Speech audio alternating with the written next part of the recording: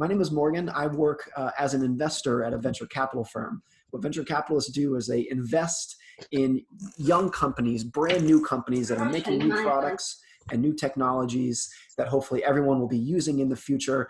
So we invest in these companies, give them money so that they can build factories and they can build all their technology, pay their employees so that they can create jobs, build new products that we can all use in the future. And I want to talk to you today about investing, about money. And I want to talk about not in terms of math or in terms of formulas that anyone needs to memorize, but the psychological part of money. What I mean by that is what happens when we think about money? What happens in our head when we're thinking about money? The emotions and the feelings that we have when we're thinking about money, when we're thinking about investing.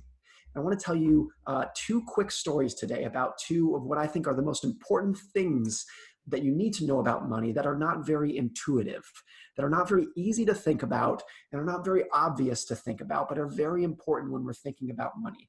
Hopefully all of you will be investors someday. You will have money from your jobs that you can use to invest in companies. You can give the money to companies that they can use for their businesses, that it will grow your money over time so you can have more money in the future.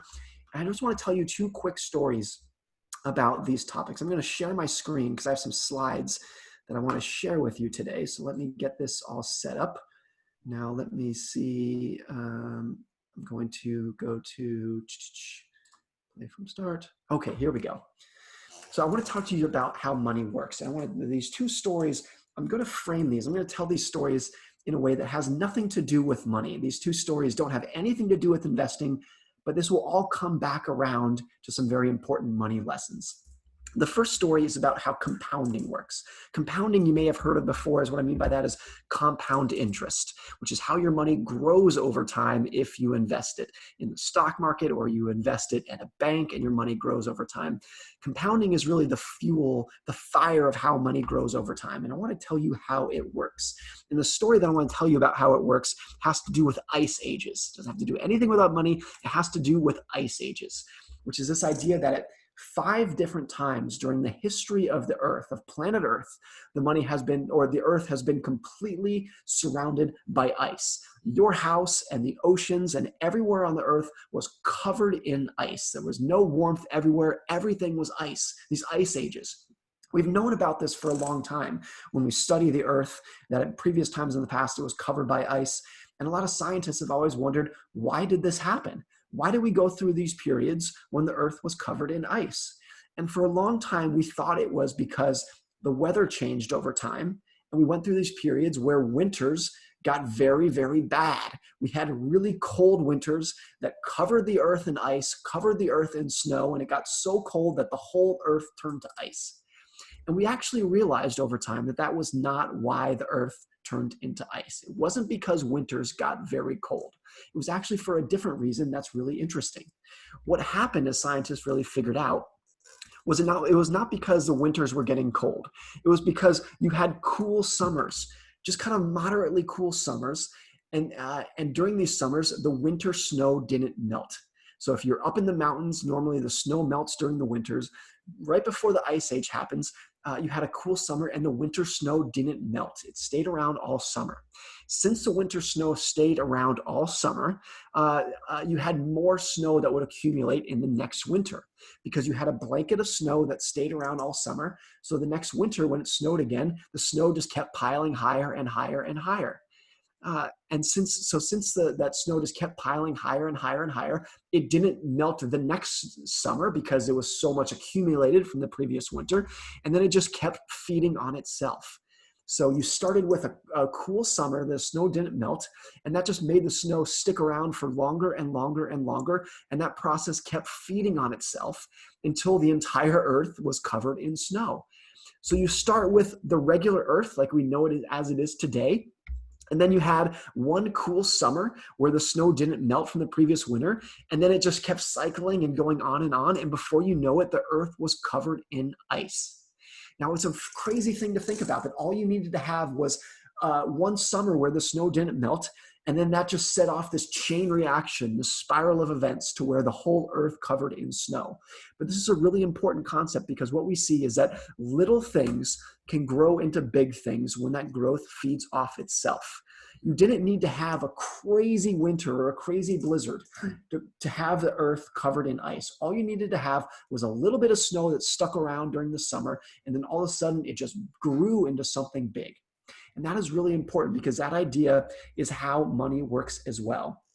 Compounding is a type of math that is not very intuitive to think about. And here's how I want to summarize this. If I were to tell you what is 5 plus 5 plus 5 plus 5 plus 5 plus 5, most of you could figure that out. That's a pretty easy math equation. You could add up those numbers and it's about 35. That's the answer to that question. It's not very hard math. Most of you could do that math.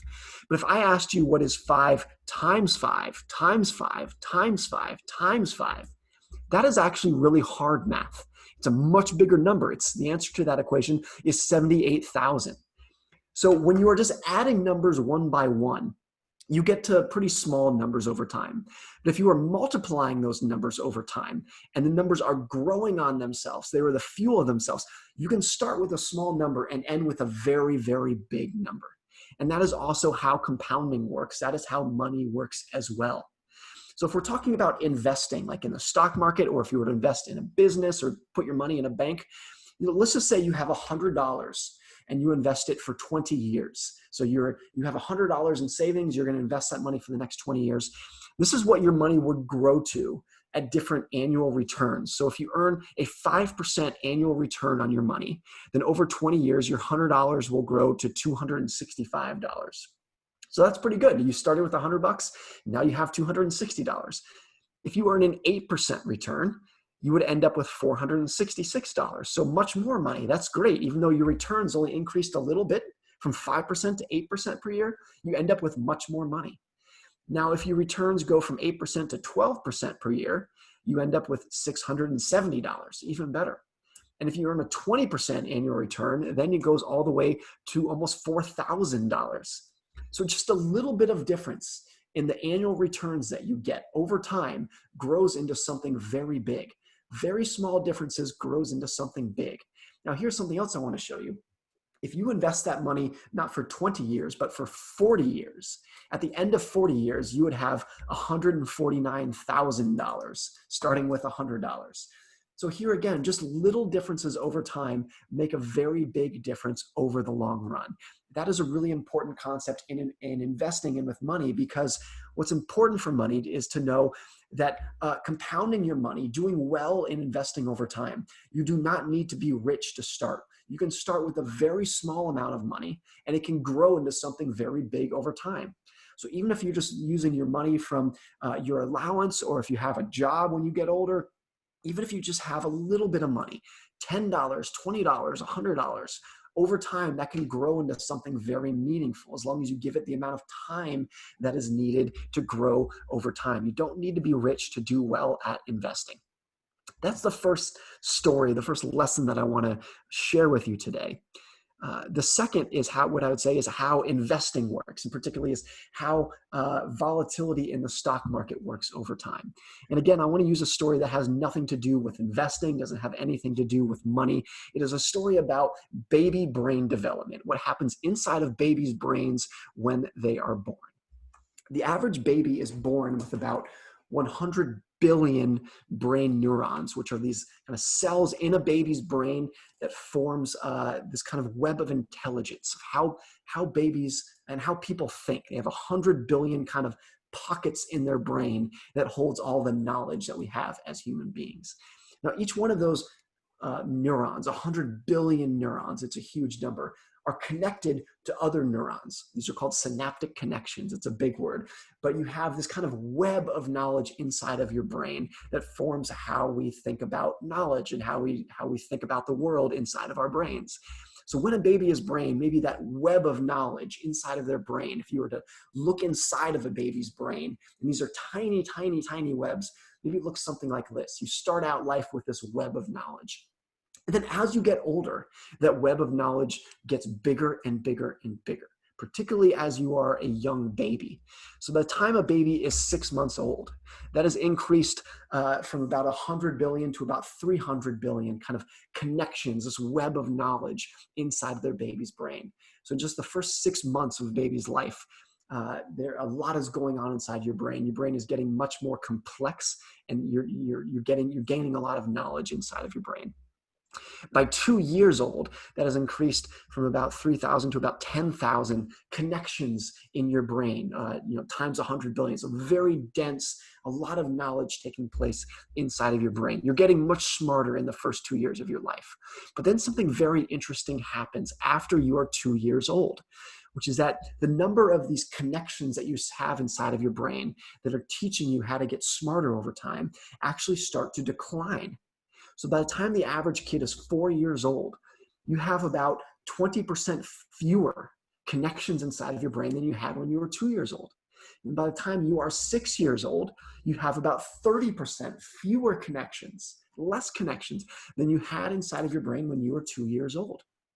Why does this happen?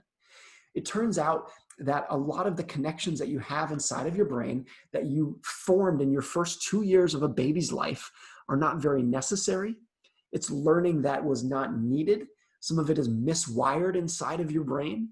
There's actually some evidence that in the first few moments of a baby's life, that there are some babies that can hear colors and they can smell sounds, because a part of their brain that processes that information is just miswired. It's not connected right. So you go through some of your early years after you are 2 years old, getting rid of these connections inside of your brain, this learning, this knowledge that you have inside of your brain that is not very necessary.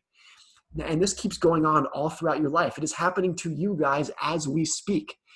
About in the first, until you are about 25 years old, so not much younger than I am right now, you are losing knowledge inside of your brain. That's what this chart shows. The number of connections that you have inside of your brain is going down over time. From the time you're about 2 until the time you're about 25 years old, it's going down. Now, what's very important about this is that even though what's going on inside of your brain is loss, and you're losing connections inside of your brain, you're still getting smarter, of course. A 4-year-old is much smarter than a 2-year-old, even though they have less connections inside of their brain. A 6-year-old is much smarter than a 4-year-old, even though they have fewer connections inside of their brain. But you can imagine if one of your parents could look inside of your head every morning, including this morning, and see that you had fewer connections inside of your brain than you did yesterday. Your parents would probably panic. They would worry. And they would say, this doesn't seem right. Why is my child losing brain connections? This can't be right. Maybe I need to take them to the doctor and figure out what's going on. They would worry, even though that is the normal path of growth over time. It is not intuitive to think that even though you are getting smarter over time, you're getting much smarter as you grow up over time. What's going on inside of your brain is actually loss, and you are losing these connections that you didn't need. But that is what happens inside of people's brains when they were kids. So it's a very important concept that you can grow over time, get smarter over time, even though you are losing things inside of your brain. But that is also a concept that we also see in the stock market over time, because that is exactly what happens in the stock market over time. Let me show you what I mean. This is the stock market. Let me flip to this next slide here. Here we go. Oh, getting ahead of myself. Here we go. This is the stock market over the past 60 years. So this is how the stock market has grown over the last 60 years. And this is a really good growth. You've made a lot of money on your investments in the stock market over the last 60 years.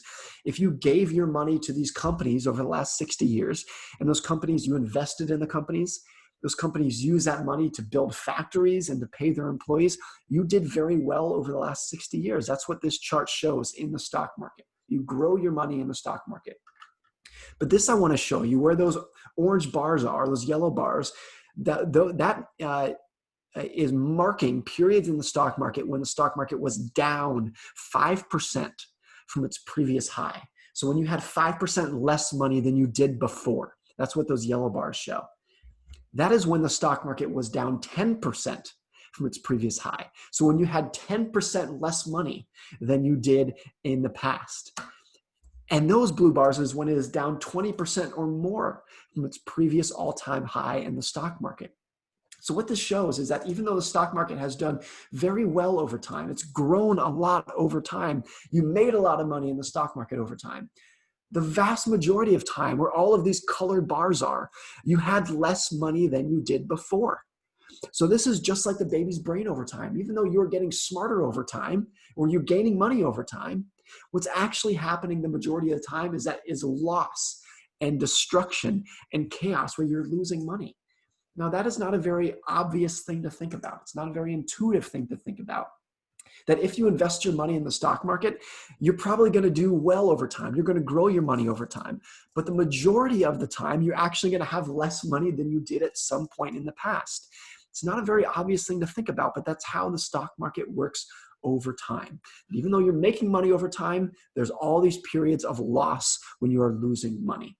This is also true if we're talking about an individual stock. If you invest in an individual company like Netflix, a really popular company that's done very well over the past 15 or 20 years, this chart shows Netflix stock over the past 16 years or so. And this is really good. Netflix stock has done very, very well over time, over the last 16 years. If you invested $100 into Netflix stock in 2002, you would have $40,000 today. Just an incredible amount of growth, how much money you have made over time in Netflix stock. But this I want to show you. These are the drawdowns of Netflix stocks in percentage terms over time. What I mean by that is that these red bars show how much Netflix stock declined over these 16 years over time. And some of those declines are very, very big. You can see there's some periods there where Netflix stock was down 80% from where it was in the past, or was down 50% from where it was in the past. So think about this. You have this period when if you invested $100 in Netflix stock, you turn that into $40,000. You can buy a nice car with $40,000. A crazy amount of growth. But during that period, you had to put up with a period where your money declined 80%. And then it rebounded, and then it declined another 50%. You had all these periods of incredible loss over time that you had to deal with. Now, that's not obvious for people, so a lot of people won't hold their Netflix stock over time. As soon as it declines 10% or 20% or 50%, they'll say, oh, this is scary. I don't want this. I should sell my Netflix stock, even though that is the normal path of growth over time. And so what this means over time is just that in the stock market, if it does very well over a long period of time, most of the time you're going to be losing money. And that's not very obvious, but it's how it works. A good way to summarize this is a quote from Dwight Eisenhower, who was a president of the United States in the 1950s, a very long time ago. He was once asked, what is the definition of a military genius? Military being, army men who are serving in combat over war, army men and women. He was asked, what makes a military genius? And his answer was, a military genius is the man who can do the average thing when everyone else around him is losing his mind. That's what the definition of a military genius. You don't need to be very smart or make a lot of great decisions. You just have to do the average thing when everyone else around him is going crazy. And it is the exact same thing in investing. That in investing over time, since it does well over time, but you have all these periods when the stock market is losing value, all you have to do well over time, to be an investing genius, is to do the average thing when everyone else around you is losing their mind. So good investing is not necessarily about making great decisions. You don't need to be a genius to do well in investing over time. All you have to do is consistently not make mistakes, or consistently react or panic to what is going on in the stock market, the losses that you deal with in the short term, even if you know that you're going to do very well over time. That is the most important thing about investing, to get right over time. So those are the two stories that I think are very important in investing. Let me take this off of my shared screen here. Let's see. Stop share. There we go. Those are the two what I think are the most important things to know about investing over time. How compound interest works, that you can just start with something small and grow it into something very big. And the math behind that is very simple, but it's not very intuitive.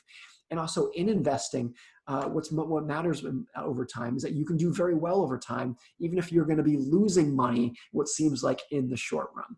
Those are the most two important parts in terms of the psychology of money, the psychology of investing, that I hope when you are older and you think about money and you're earning money from your jobs or from your allowance, and you might invest that money into the stock market, that I want you to keep in mind. So those will be the end of my comments for now. I'm happy to take any questions that you might have or also it's Friday and we're in the end of June. So if we can let you out of school early right now, maybe I'll let you do that as well. But I'm happy to take any questions that you might have.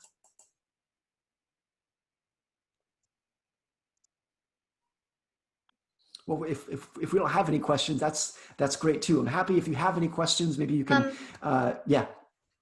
Do you think that greed in money affects your decision making, like for investing in the stock market?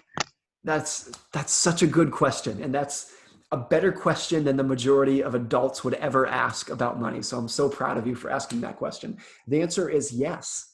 A lot of people get greedy in the stock market, and they say, look, I could earn an average return and do very well over time. I could grow my money that's going to let me send my kids to a good college or retire when I get older.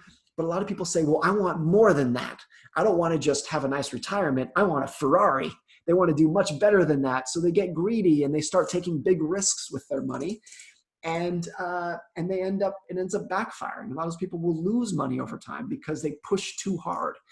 And also, even if we're not talking about investing, a lot of people, when they're just saving money, uh, will have, let's say their goal is to save $1,000. And so they work really hard and they save up $1,000.